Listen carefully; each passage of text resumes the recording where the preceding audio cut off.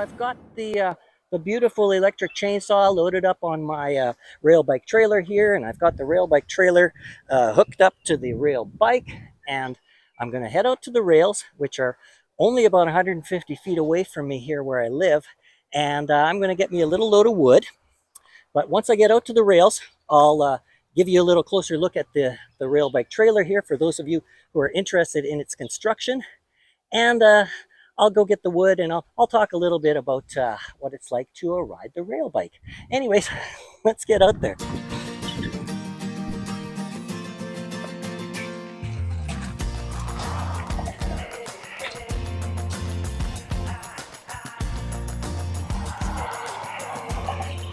Okay, so now we just unfold.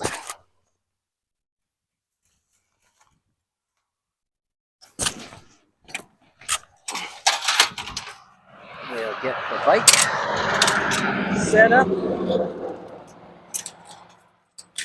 beauty of this thing is that there's two bolts. Two bolts. They wouldn't even need to be bolts. They could be pins. And there we go. So now let's roll the trailer on, and we'll just give you a little panoramic look at this thing. Some of you might recognize the materials used on this thing as hardware from a garage overhead door. And you'd be right. That's exactly what I used. This thing is made mainly of scrap, just like the bike. Okay, so I'll put the camera on the tripod and we'll look at folding down the guide wheels here. So right now it's in road mode with the guide wheel up. I just used a bungee cord here to hold the thing up because that was easy to do and it works well. So this just folds down, then you rehook the bungee cord underneath, and that holds the wheel down. Now the beauty of this is that if there's ever anything along the rails that might catch on this wheel, it will move up and bounce back down. Well, we're all set up and ready to take off.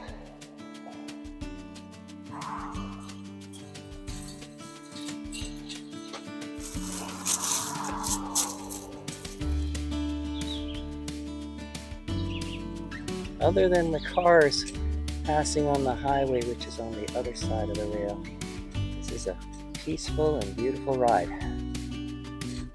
Okay, so here we are. Now there's wood all along here, deadfall.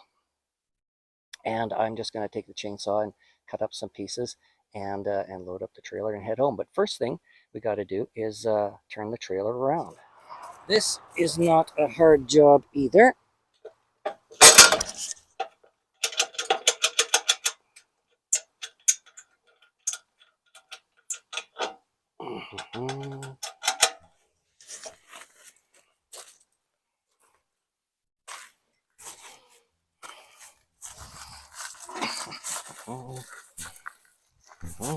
Just like so. Set it down.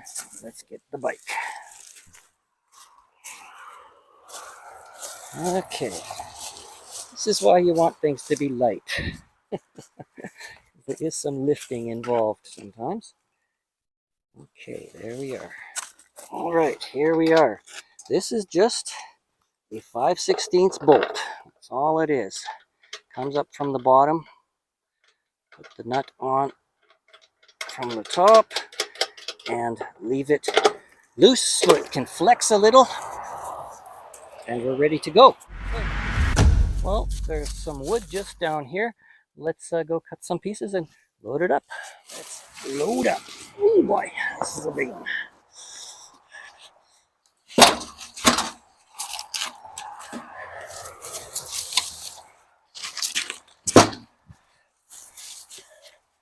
And I cut the wood.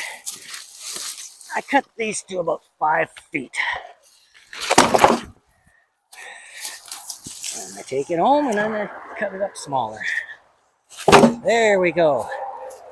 Beautiful little load of wood. Let's head home. So you want to build things pretty robust because chances are you're going to derail and you're going to crash a bit before you learn how to not do that. And it's nice if the bike holds up for you. Now, I had a bad crash, and what happened there was something made the guide, come up, and then I automatically steered off the rails like that. The guide came down, and as far as I can see, what probably happened is the guide caught on one of those bolts, just like that, where they bolt the rails together, and it stopped me dead. And I did one of those things where the back of the bike came right up. I took a nosedive into the gravel, and the bike landed on top of me. Beautiful thing. I didn't get hurt much, and neither did the bike. So that says something. Okay, so one of the first things you notice when you get your rail bike first on the rails and you're getting onto it for the first time, it's high up. So the rails lift the bike up about 5 inches. So I use the pedal on there just like the stirrup on a horse, on a saddle for a horse. So I get on this thing just like a horse. And now the other thing is that the lean of the bike automatically puts your weight to this side and holds the outrigger wheel down.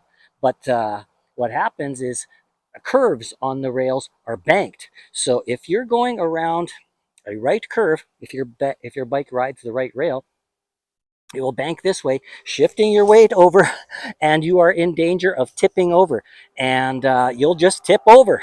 That's what happens. That was my very first wipeout, and luckily I didn't get hurt. But I mean, what happens is the bike starts tipping, you can't do anything about it, and you try to jump off. Hopefully you don't hurt yourself. Anyways, let's get this beautiful load of wood home. Yeehaw.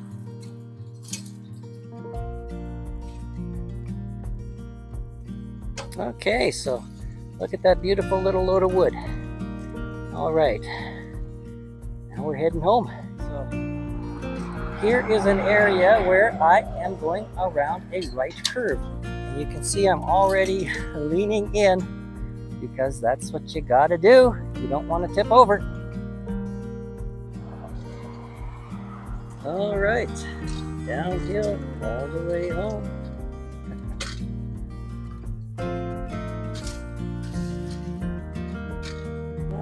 Well, we're about halfway. Okay, so home is just on the other side of these trees here for me. The road is just up there, and we'll get up there and we'll fold things up and bring the wood on home. Well, that's it. Now we just have to fold things up again.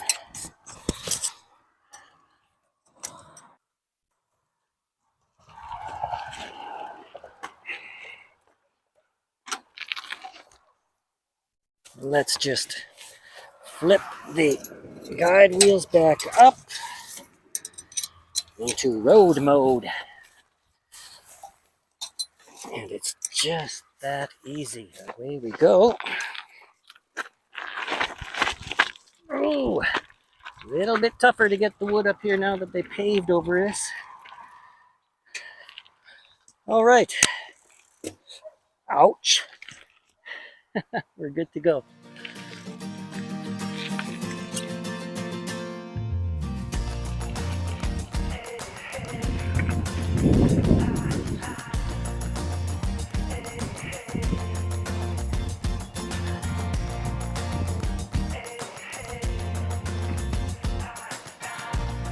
Okay, well, there we go. I made it home with this beautiful little load of wood. I hope you got a good enough look at the Railbike trailer if you're thinking about building something like that. And thanks for watching. Be careful out there, don't crash too hard. And I'll see you on the next video. Happy trails.